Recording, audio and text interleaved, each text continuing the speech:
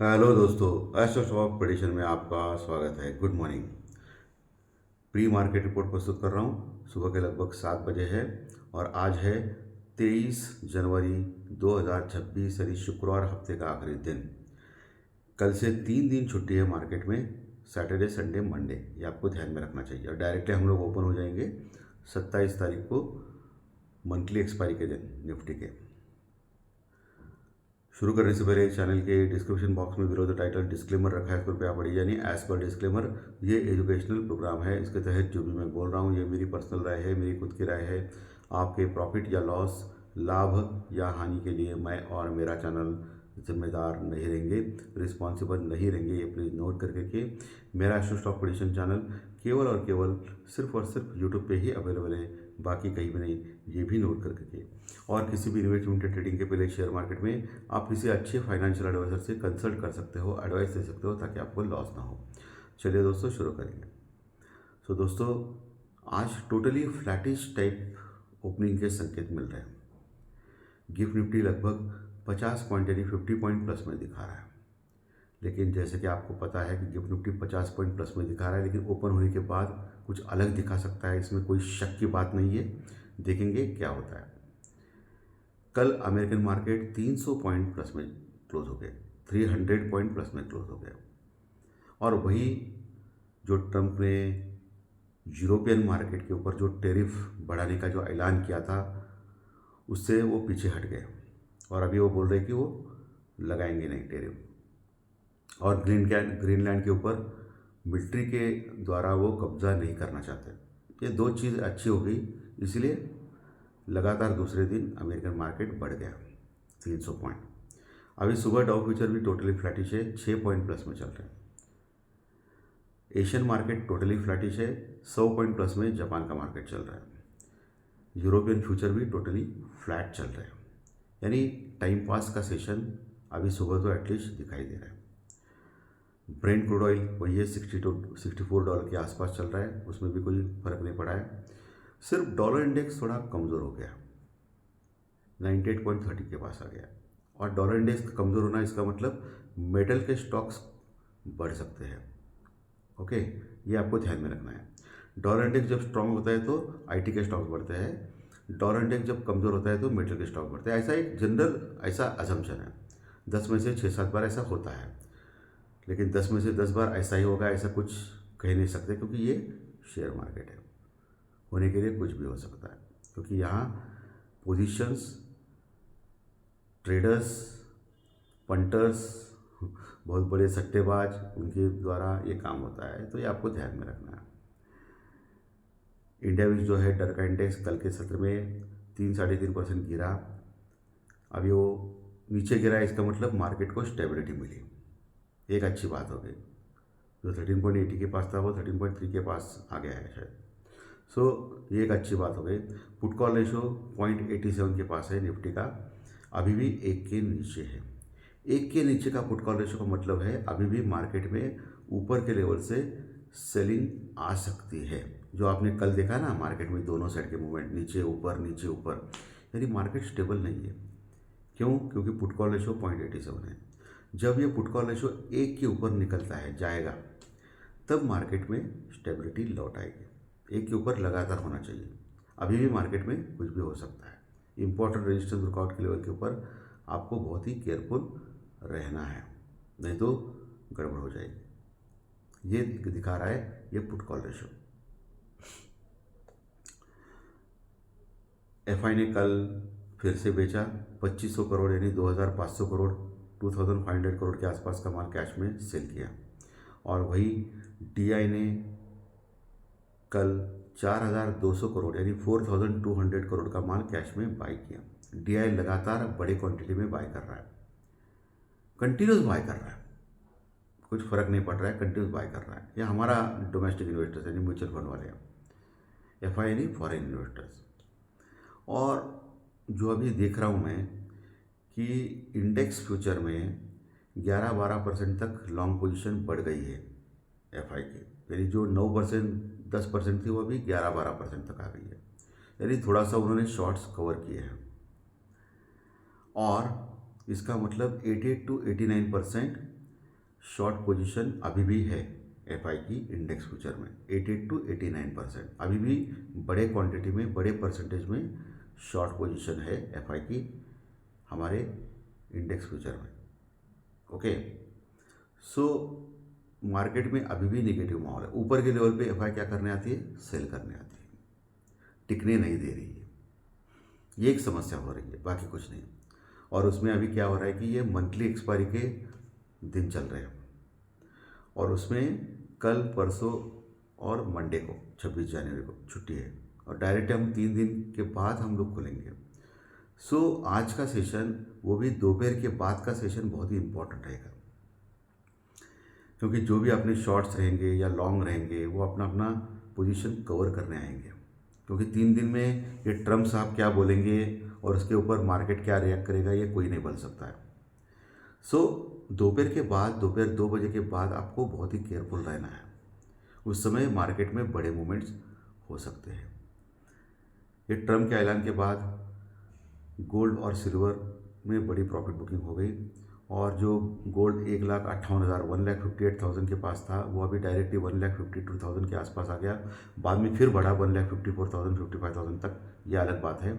Silver भी correct हो गया, बाद में फिर बढ़ा, क्योंकि गोल्ड और सिल्वर ये ऐसे एसेट है जो इतने कमज़ोर नहीं हो रहे दोस्तों, क्योंकि चाइना लगातार बाय कर रहा है गोल्ड और सिल्वर को। और ये एसेट बहुत ज़बरदस्त बढ़ सकते हैं। 2025-2026 की स्टार्टिंग है और गोल्ड अभी 1,50,000 के ऊपर आ गया। तो सोचिए 2026 एंड तक गोल्ड कहाँ जाएगा। क्योंकि क्या चल रहा है कि रशिया और यूक्रेन का वॉर अभी भी चल रहा है, अमेरिका और ईरान का टेंशन अभी भी चल रहा है। जब तक ये टेंशन चलेंगे वर्ल्ड में, तब तक गोल्ड और सिल्वर को कोई प्रॉब्लम नहीं है, वो बढ़ते ही जाएंगे। और ये टेंशन कम होंगे या बंद होंगे तो गोल्ड और सिल्वर करेक्ट होना चालू करेंगे, लेकिन कितना होंगे? ज़्यादा कुछ नहीं होगा। गोल्ड ज़्यादा से ज़्यादा क्या आएगा? 1,25,000 30,000 तक आएगा, और क्या आएगा? उसके नीचे क्या आएगा? सिल्वर भी क्या आएगा? 2-2.5 लाख तक आएगा, लेकिन सिल्वर एक ही दिन में 30-40 हज़ार निकलता है, उसको कुछ फ़र्क नहीं पड़ेगा। सो ये गोल्ड और सिल्वर जो है वो लॉन्ग टर्म एसेट बहुत ही बढ़िया है। अगर 10 साल का अगर आपने एक विज़न रखा गोल्ड और सिल्वर में, तो ये बढ़िया इन्वेस्टमेंट हो सकता है। ऑफ कोर्स जो भी आपको इन्वेस्टमेंट करना है, ट्रेडिंग करना है, इसमें आपके फाइनेंशियल एडवाइज़र से कंसल्ट करके करें, ताकि आपको लॉस ना हो। क्योंकि मुझे जो दिख रहा है वो मैंने बोला है, ये मेरा अनुमान है, प्रेडिक्शन है। बहुत ज़्यादा बढ़ सकते हैं आने वाले 10 साल में। अच्छा इन्वेस्टमेंट का अपॉर्चुनिटी हो सकती है इसमें। सेक्टर वाइज देखा तो आज मेटल सेक्टर्स देखिए आप, सीमेंट सेक्टर थोड़ा सा अच्छा चल रहा है। कैपिटल गुड में बहुत ज़्यादा प्रॉफिट बुकिंग हो गई है, उसमें थोड़ा सा आ सकता है तेजी, आने के चांसेस ज़्यादा है, ये मेरा अनुमान है। और बैंकिंग का सेक्टर 59,000 के ऊपर बैंक निफ्टी गया है, तो थोड़ा सा स्टेबल लग रहा है मुझे बैंक निफ्टी भी। ठीक है, इसमें भी थोड़ा सा आप देख सकते हो, ये सेक्टर्स थोड़े चमक सकते हैं। चलिए अभी लेवल्स के ऊपर आते हैं। निफ्टी कल के सत्र में 25,290 के आसपास क्लोज हो गया था, 25,290 के पास।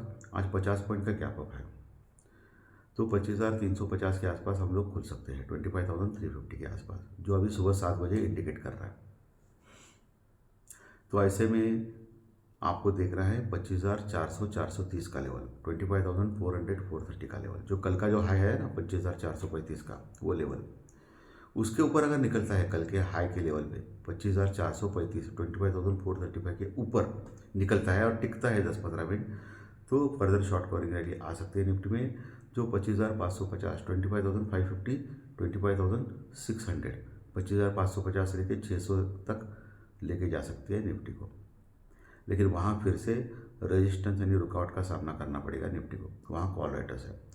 25,600 यानी 25,600 के ऊपर अगर निकलता है मार्केट, तो फिर एक अच्छी रैली फिर से आ सकती है निफ्टी में। कोई अच्छी न्यूज़ आनी चाहिए। न्यूज़ में कोई न्यूज़ भारत और अमेरिका के बीच में जो ट्रेड डील होने वाली है, ऐसा ट्रम्प भी बोल रहे हैं और भारतीय अधिकारी भी बोल रहे हैं, वो अगर होने के चांसेस अगर बढ़ गए तो मार्केट में बड़ी रैली आ सकती है। ऐसे में मार्केट आने वाले दिनों में ऑल टाइम हाई तक भी ले जा सकता है, ये बड़ा कंसर्न है, इसके लिए मार्केट गिरते जा रहा है, ये आपको ध्यान में रखना है। नीचे का लेवल जो है वो 25,200 का एक थोड़ा बहुत सपोर्ट है निफ्टी में 25,200, उसके नीचे 25,150 भी एक सपोर्ट है, 25,100, 25,050 और 25,000, हर 50 पॉइंट के आसपास थोड़ा बहुत छोटा सा सपोर्ट है। लेकिन बड़ा सपोर्ट अगर चाहिए तो 25,000, 25,050, 25,000, 25,050 के पास अच्छा खासा सपोर्ट है। वहाँ अच्छी पुट राइटिंग है, यानी तेजी करने वाले लोग बैठे हैं, वो इतने आसानी से नीचे नहीं जाने देंगे निफ्टी को। अगर गया गलती से तो फिर 24,900 जो 2 दिन के पहले का जो लो लगाया था निफ्टी ने, वहाँ तक जा सकता है, वहाँ अच्छा सपोर्ट रहेगा 24,900 के पास। ठीक है, क्लियर एकदम। बैंक निफ्टी कल 130 पॉइंट 132 पॉइंट प्लस में क्लोज हो गया था। बैंक निफ्टी कल के सत्र में लगभग 400 पॉइंट यानी 400 पॉइंट प्लस में क्लोज हो गया था। कहाँ क्लोज हो गया था? 59,200 के पास, 59,200 के पास। नीचे सपोर्ट 59,000 का है जहाँ अच्छी पुट राइटिंग है, उसके नीचे 58,800, 58,800 और बहुत ही बढ़िया सपोर्ट 58,500, 58,500 के पास है जहाँ अच्छी पुट राइटिंग है।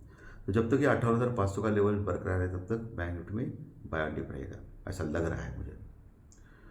ऊपर बैंक निफ्टी में 59,500, 600 जो कल का जो हाई है वो निकलना चाहिए। 59,500, 600 एक आज के लिए रजिस्टेंस ब्रेकआउट लेवल रह सकता है।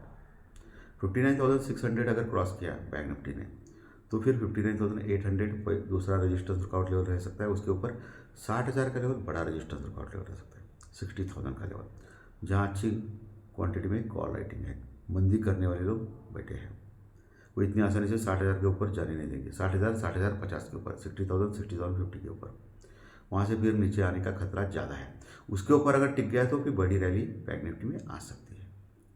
आज 50 पॉइंट का गैप अप है, तो इसका मतलब 150 पॉइंट वगैरह बैंक निफ्टी प्लस में खुल सकता है। तो ऐसे में आपको पहला जो पॉइंट है 59,500, 600 का लेवल वो आपको वॉच करना है बैंक निफ्टी में। और निफ्टी में ओपन होने के बाद 25,435 का जो कल का हाई है उसको वॉच करना है, उसके ऊपर निकलना चाहिए। ये 2 लेवल क्रिटिकल है, ठीक है। नहीं तो मार्केट में फिर से टाइम पास होगा, और टाइम पास करने के बाद ऑप्शन राइटर्स का काम होगा, और ऑप्शन के प्रीमियम घटने के बाद दोपहर में 1:30-2 बजे के बाद मार्केट में मूवमेंट हो सकता है, और अपनी अपनी पोजीशंस क्लियर करने के लिए लोग आएंगे, क्योंकि 3 दिन छुट्टी है इसलिए। उसके बाद डायरेक्टली एक्सपायरी का दिन है 27 तारीख को, ये इम्पॉर्टेंट है, और एक्सपायरी का दिन है, इसीलिए जो भी अपनी पोजीशन है वो हल्की करनी पड़ेगी उनको लोगों को, क्योंकि मंथली एक्सपायरी का दिन है। तो इस चीज़ को आपको ध्यान में रखना है। तो धन्यवाद दोस्तों, आज का विशेषण अच्छा लगा तो लाइक दबाइए, कमेंट बॉक्स में कमेंट लिखिए, और जो नए दर्शक पहली बार चैनल देख रहे हैं वो सब्सक्राइब का बटन जरूर दबाएं, ताकि आपको आने वाले सभी वीडियोस इसी चैनल के ऊपर सिर्फ और सिर्फ यूट्यूब के ऊपर जरूर देखने मिलेंगे। धन्यवाद, फिर मिलेंगे। Thank you very much.